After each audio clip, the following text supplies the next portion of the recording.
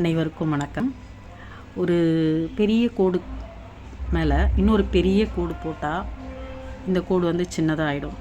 அதே மாதிரி தான் நம்மளுடைய பிரச்சனையும். நான் என்ன சொல்ல வரேன்னு உங்களுக்கு புரியுதா என்ன அப்படின்றது தெரியல.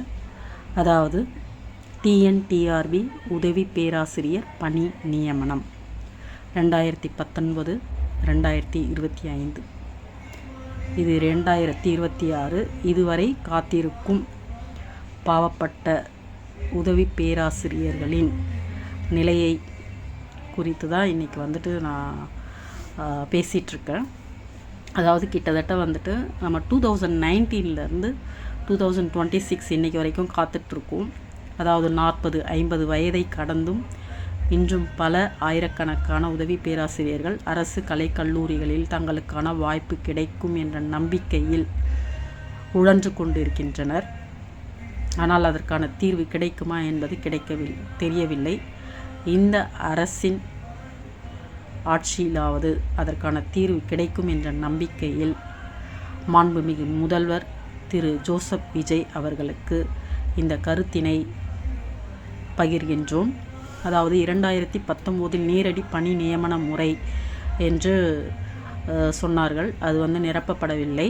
2025 தேர்வு முறை மூலம் தேர்ந்தெடுக்கப்படுவார்கள் என்று கூறினார்கள். தேர்வும் வந்துட்டு எழுதி ஆயிடுச்சு. கிட்டத்தட்ட 47,047 பேர் வந்துட்டு அப்ளை பண்ணியிருக்காங்க. 42,064 பேர் வந்து எக்ஸாம் எழுதியிருக்காங்க. அதற்கான தீர்வு என்ன அப்படின்றதே எங்களுக்கு வந்துட்டு தெரியல.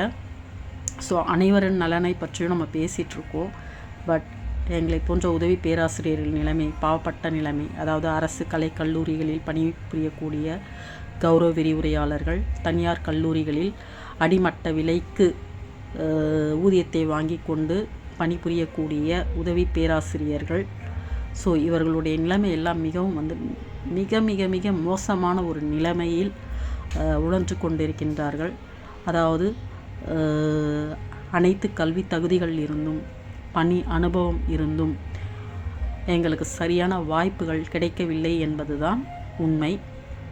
தயவு கூர்ந்து மாண்புமிகு முதல்வர் திரு ஜோசப் விஜய் அவர்கள் எங்களுடைய நிலைமையினை கருத்தில் கொண்டு இதற்கான உடனடி தீர்வை மேற்கொள்ளுமாறு தயவு செய்து தங்களை வந்து வேண்டி கேட்டுக்கொள்கிறோம். அனைத்து அரசு கலை கல்லூரிகளிலும் இருக்கக்கூடிய உதவி பேராசிரியர்களுக்கான காலி பணியிடங்களை உடனடியாக நிரப்ப வேண்டும் என்பது எங்களுடைய அனைவரின் கோரிக்கையாக இதனை வந்து நான் முன்வைக்கின்றேன். இதற்கான நடவடிக்கைகள் மேற்கொள்ளப்படும் என்ற நம்பிக்கையில். நன்றி.